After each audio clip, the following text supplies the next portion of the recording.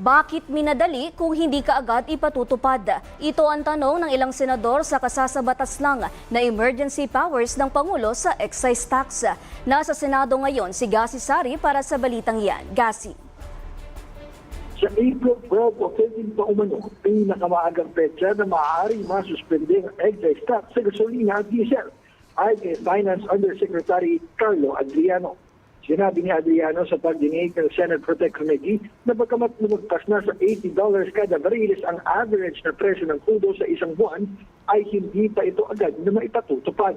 Ito ay dahil 15 days after publication pa maaaring magkabisa ang nilagdaang bagong batas kahapon na nagpapahintulot sa suspensyon.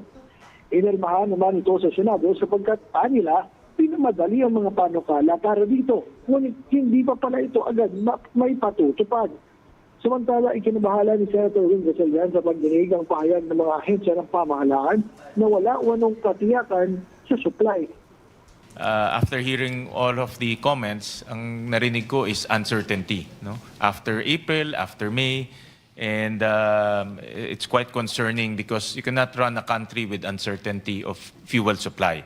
No? You cannot run businesses with uncertainty of fuel supply.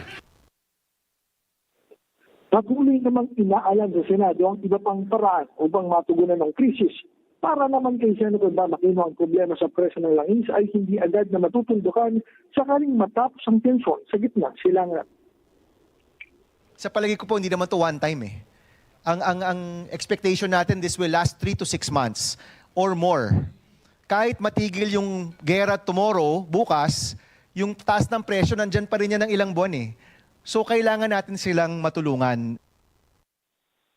Nakatakdang magpulong ngayong linggo ang Development Budget Coordination Committee o DBCC upang isapinalang rekomendasyon nito at target nilang maisumite ito sa Pangulo bagong effectivity ng batas.